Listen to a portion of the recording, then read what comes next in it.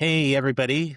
We're back. It's me, Greg Sterling, and the lovely and talented Mike Blumenthal on the Near Memo. And today we're joined by Eric Levine, who is a former Googler who was part of the original LSA team. We're going to be talking exclusively about local services ads today.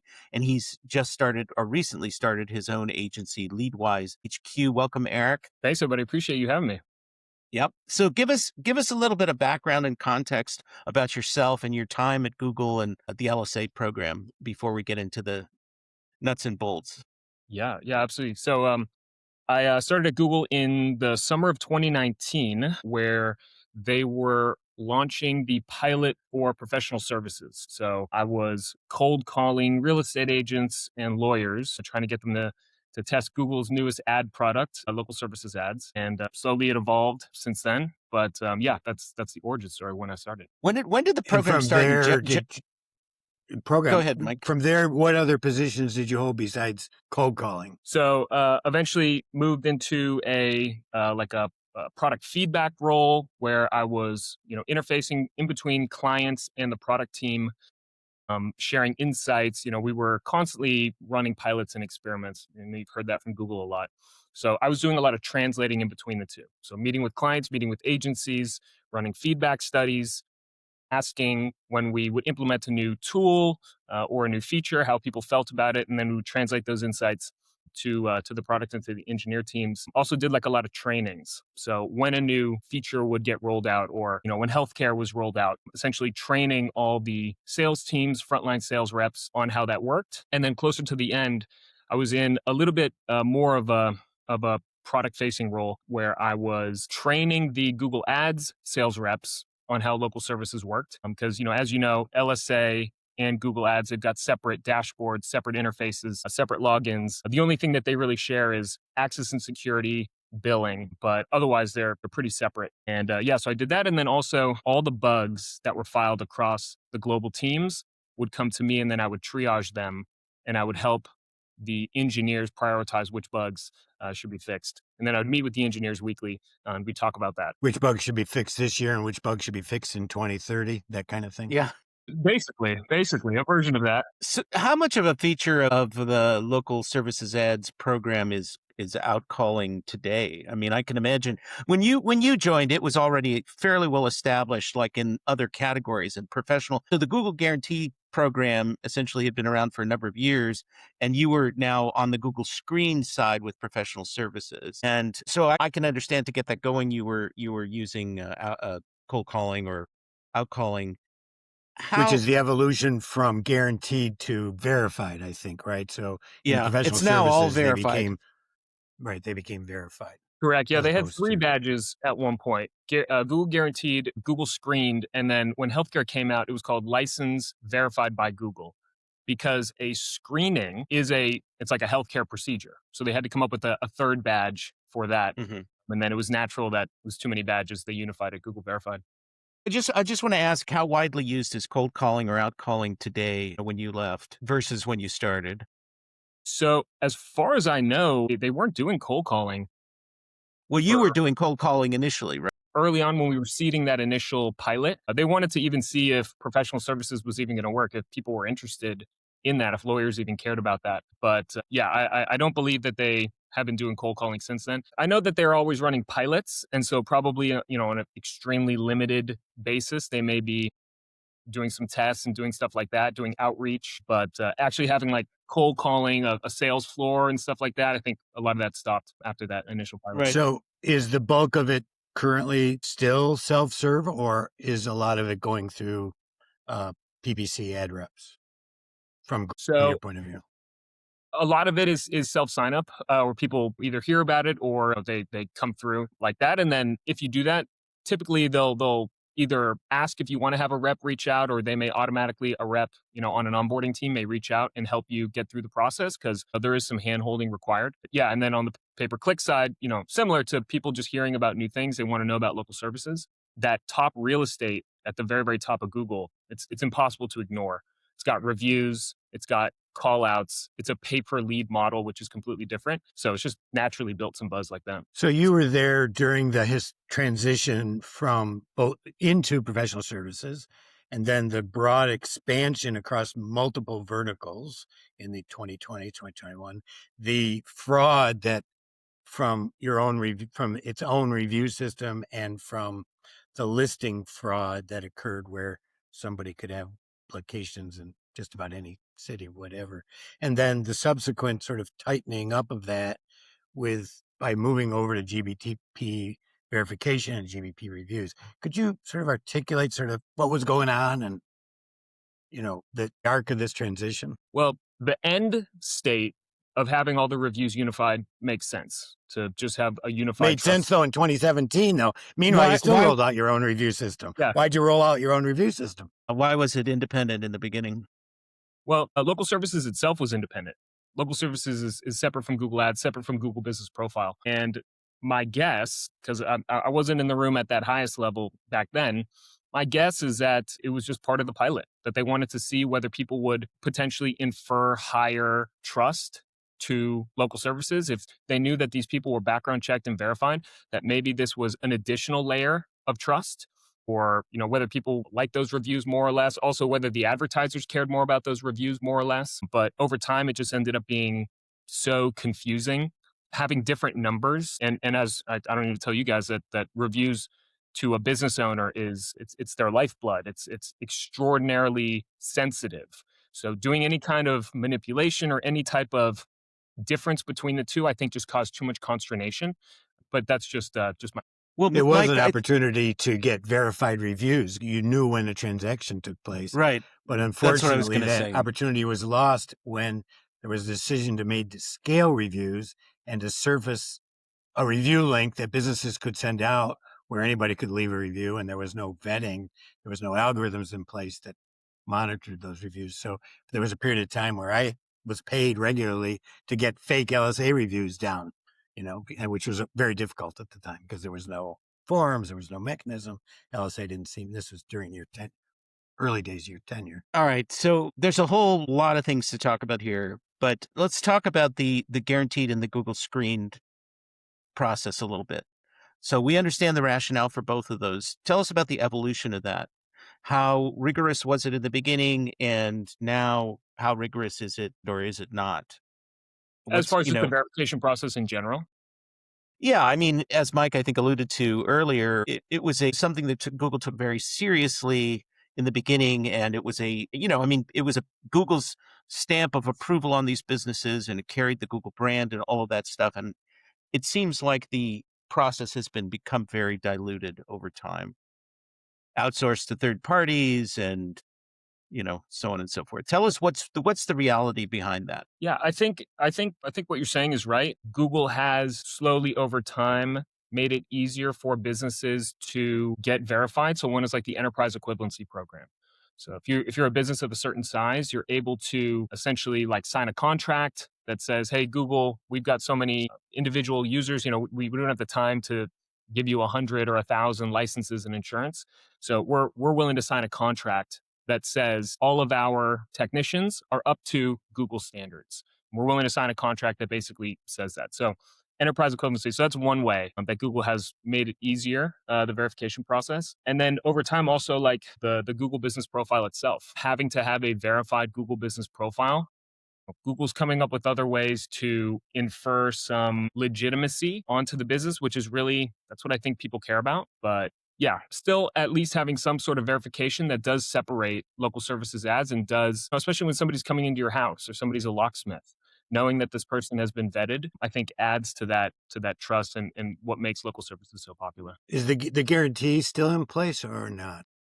No, it's verified, right? It's just Google verified. Right. Yeah, everything's Google verified now. And that process is beyond GBP verification?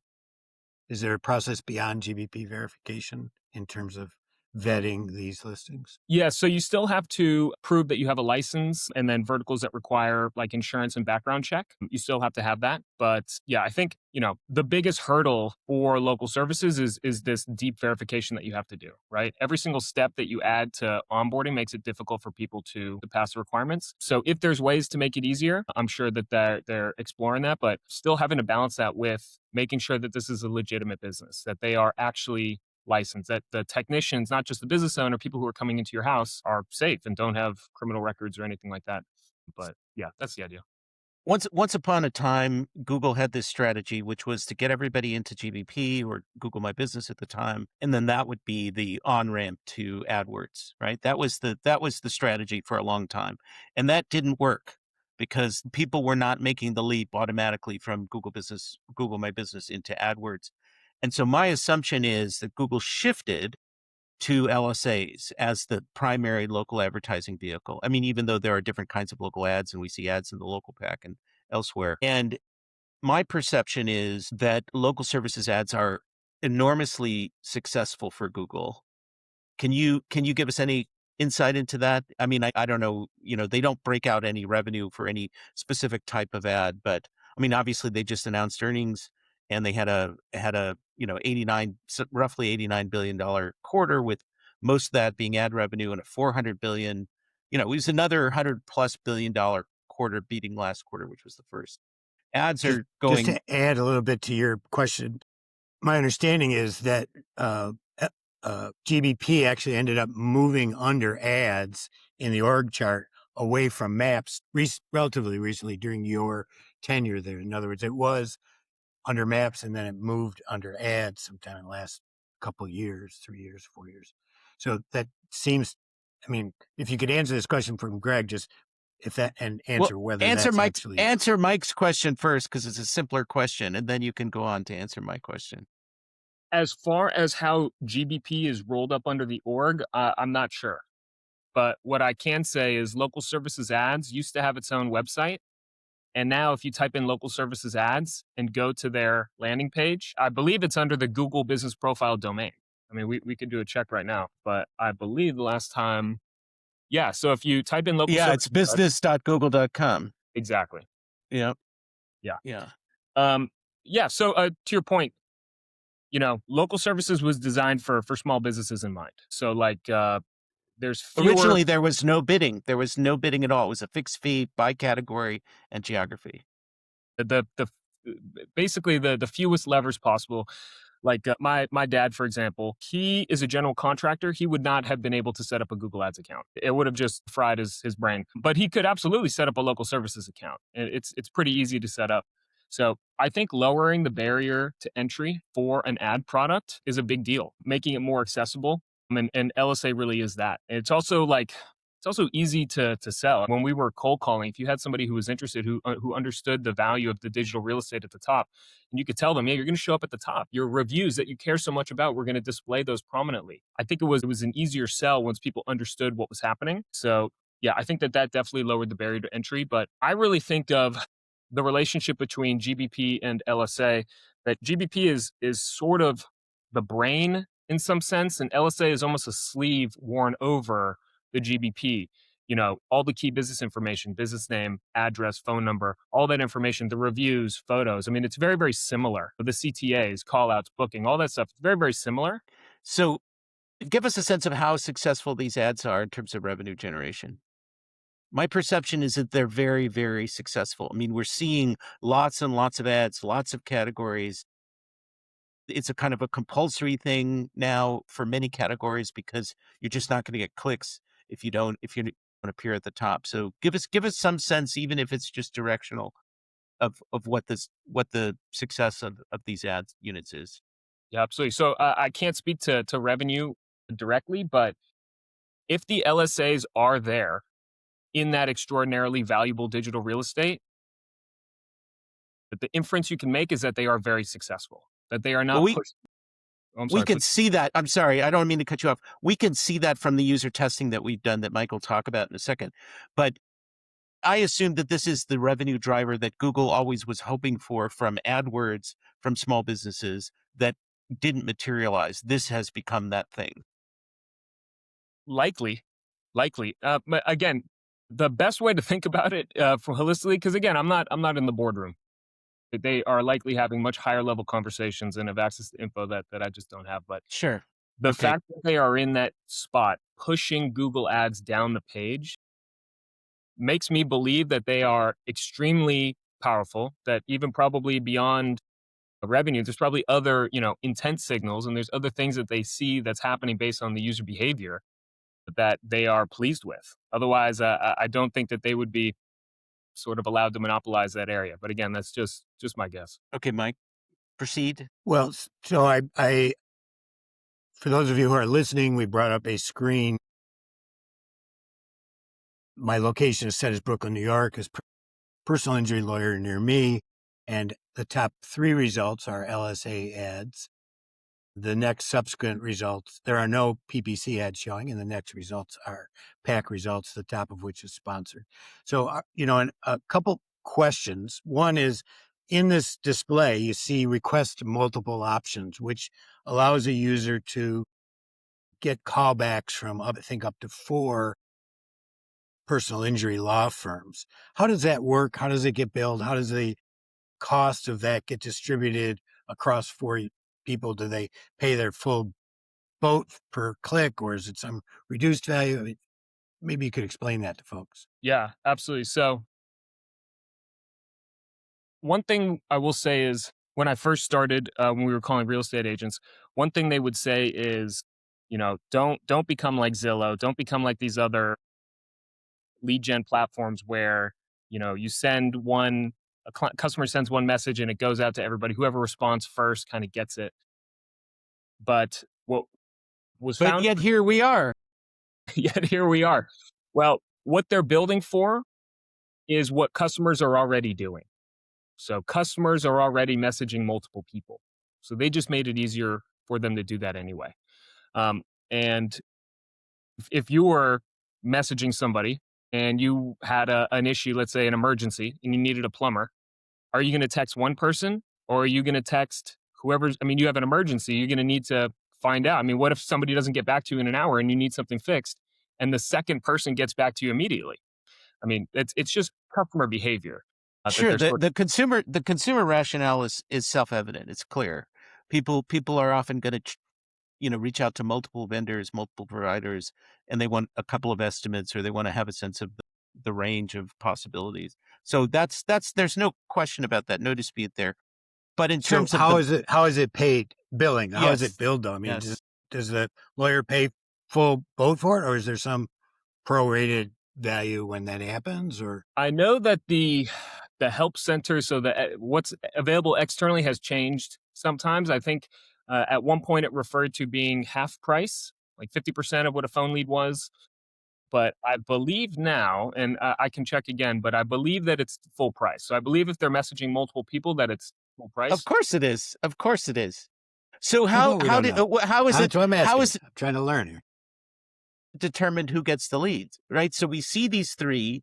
I click the button and it goes to 4. Is it these 3 and then somebody else, the next one in line, or how is that determined? I believe if you click on it, you're able to select which ones you want to reach out to. It says Google selects top 4 rated near you, So it's who reviews. typically reply in a few minutes. So reviews plus response time.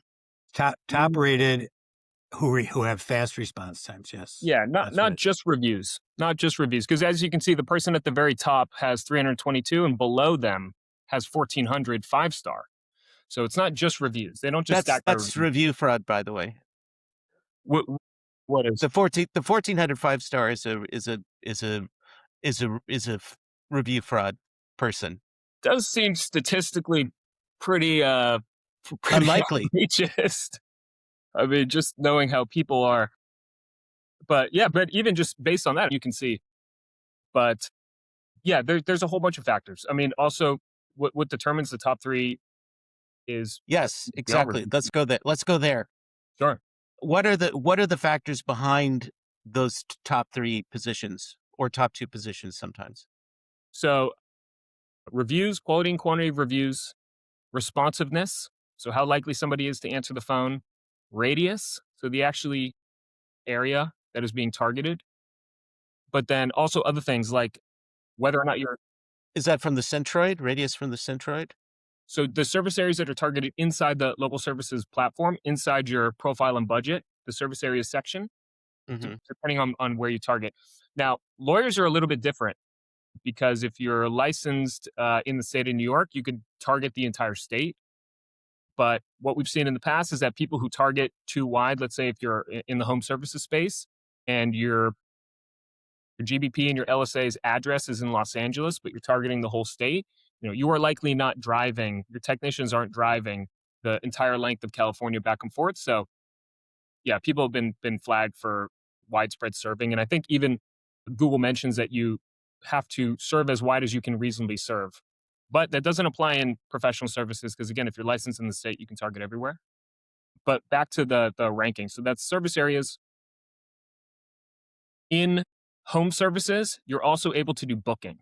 So with professional services, it's just messaging and calls. But with home services, you can also add booking. What you'll tend to see when you do like a search for a plumber near me is that the people at the top typically have, like, just from what you can see on its face, is very, very high reviews relative to the competition, but then they are also opted into all the CTAs. And again, this is just because, Google wants to give its users more options, providing an additional way to reach out to a plumber. And then what we would always say is that Google is always experimenting. So there is no one way to sort of stay ahead of the algorithm or to predict what is going to happen because there is no one algorithm. Sure. There's a whole series of things that they're doing.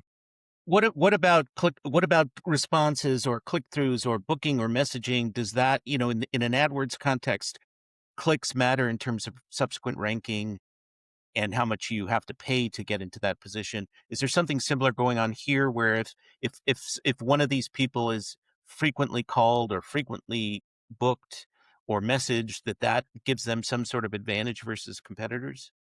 Yeah, it's tough because it's a little bit of a golf score. It's a little bit of a tiny bit of everything that you're doing. Now, there are more prominent, signals like the three R's: ratings, reviews, responsiveness, and radius. Also opting into the CTAs, but there are other signals that there aren't levers for that they're likely taking into account, Such as? whether somebody's ad's been clicked on a lot, whether they've got really, really good photos, whether their responsiveness is their phone responsiveness is really good, but also their message lead responsiveness is good. Those two responsiveness scores are different from each other. But yeah, there's a whole bunch of things that they're taking into account. So people who have an IVR system, for example, and who can't respond immediately, sometimes IVR is supposed to route you to the right person, but maybe it goes to voicemail or something. That disadvantages that individual if they're not responding to. So if I get a message and then I call back sometime later, does that disadvantage me in this kind of signals environment that you're describing?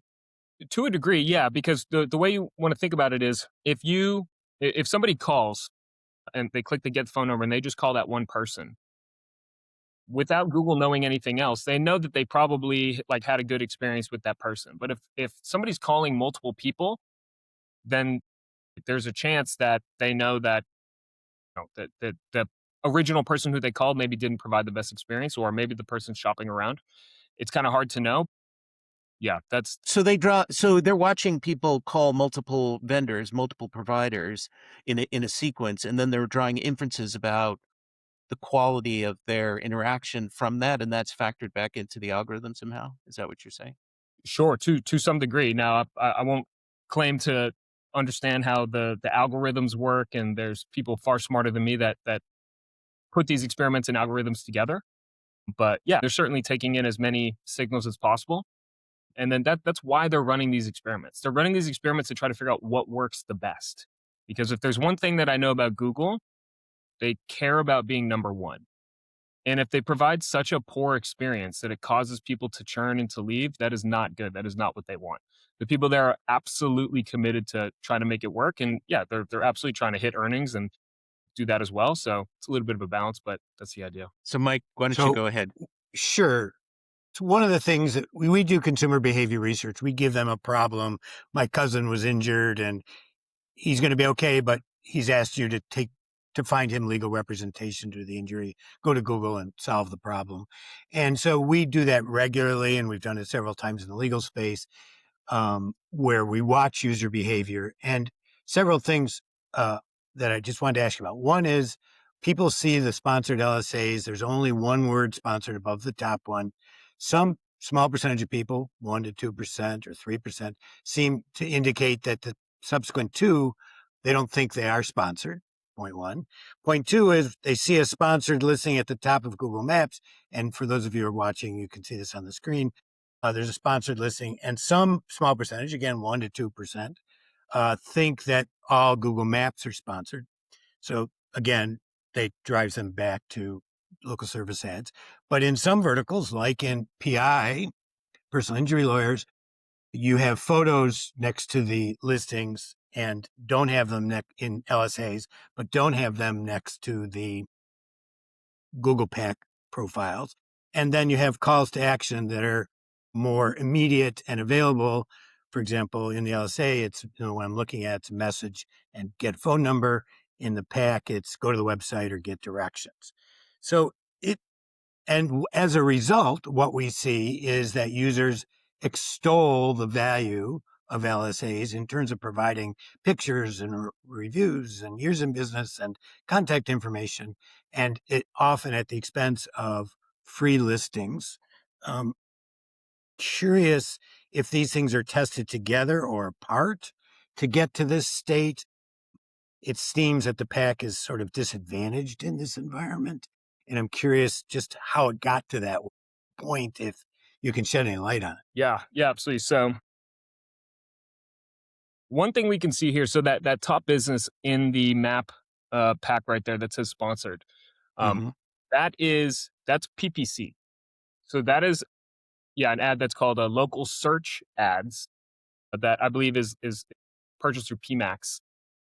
And sometimes LSAs will show up on maps. And then the way to tell the difference between LSA and local search ads is the LSAs will have the LSA callouts, and then local search ads will have like website and directions like that.